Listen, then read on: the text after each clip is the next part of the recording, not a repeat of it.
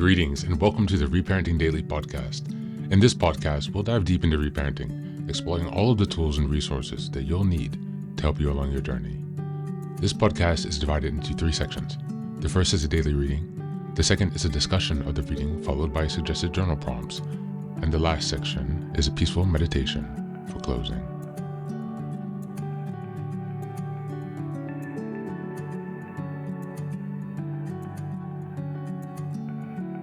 Good morning, good afternoon, and good evening from whenever and wherever you're joining us today. I'm so glad that you're here as we continue on this journey of self-expansion and growth. If this is your first time, welcome. Before we dive in, a quick reminder. Like, share, and subscribe to this podcast on Apple Podcasts, Spotify, and YouTube. Your support here helps spread the word and grow this community of self-reparenting. Now for a few updates. First, I'm excited to introduce our Patreon community, where for a small monthly fee, you can join us for 3 weekly reparenting support meetings. Sundays, we have a guided meditation for emotional grounding. On Tuesdays, we have a book club discussion for deeper discussions and growth. And on Thursdays, we have open topic conversations for real-time support on any topics that may come up. You can find all of the details about what's included in this community by going to the Reparenting Daily website and checking out the community tab. In addition, we now have a WhatsApp support group, a global network of fellow travelers available anytime you need encouragement, guidance, or simple connection.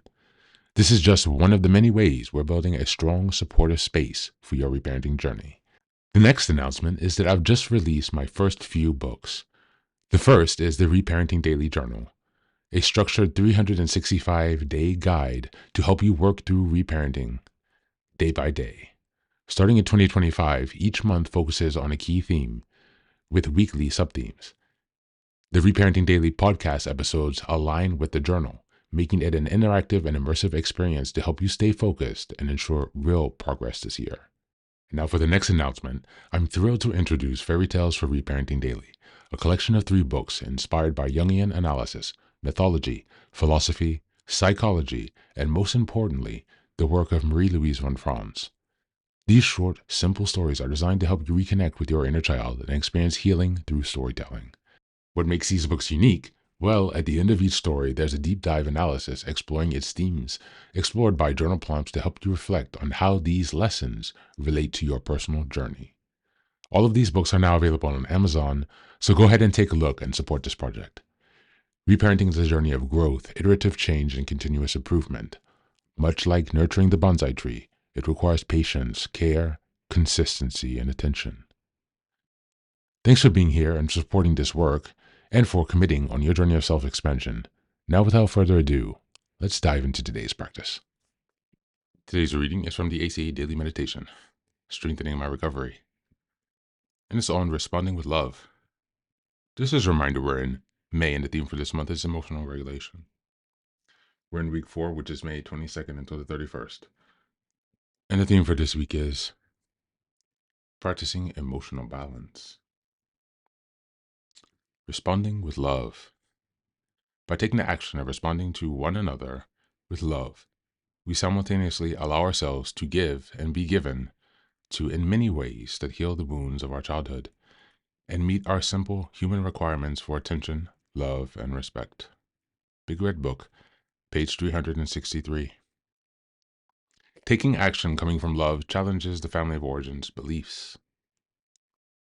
As children, our ability to love and trust was forced into hiding due to abuse, neglect, or both. Deep in the recesses of our soul, our inner child knows the truth and waits for the ripe opportunity to give and receive love. Once the space for an inner loving parent opens, our inner child emerges and engages us in a loving, caring, and discerning manner that may often surprise us. As we grow, we give service in our meetings and within the fellowship. We come from a place of love and gratitude, which reinforces our commitment to our inner child and the inner loving parent. We feel the effects of our changed responses, and so do others who are along the journey with us. On this day, I open a space for my inner loving parent so that my inner child can emerge, feel loved, and show gratitude. especially to the recovery adult children. Thank you, and that's a reading for today.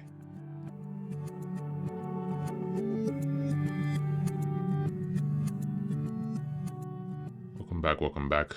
Today's reflection invites us to respond to ourselves and others from a place of love, rather than one of fear or defense. For many people who grew up in dysfunctional families, love and trust were once dangerous, triggering either rejection or punishment. But recovery makes space for them in a different way, where love becomes a healthy action, not just a feeling. By intentionally responding with love, we begin to rewrite the emotional scripts handed to us in childhood.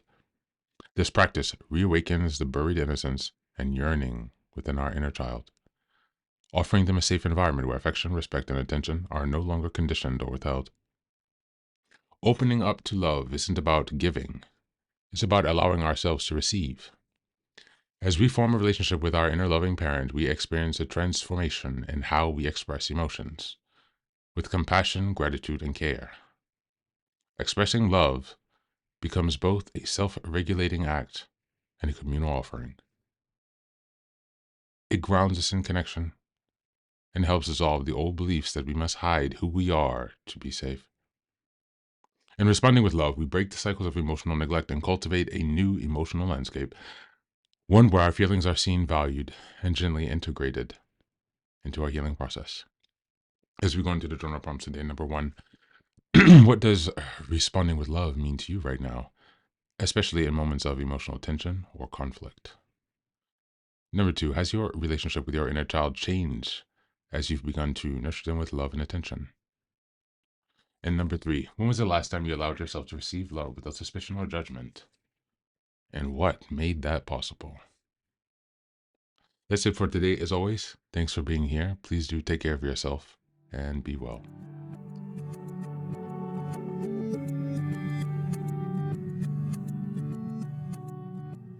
Welcome back. Welcome back. Now, this is the third and final section of the daily podcast. This is your silent meditation. Please go ahead and find a space where you can be comfortable and undisturbed, where you can relax and spend some time with yourself for this 10-minute silent meditation. You can choose to be sitting, standing, lying down, or in whatever position makes you comfortable today. Take a moment to simply be with yourself. Focus on your breath and gently connect with each part of your body. If thoughts arise, don't let them overwhelm you. Just observe them without attachment. Imagine them as leaves drifting down atop a river, passing by without needing your engagement.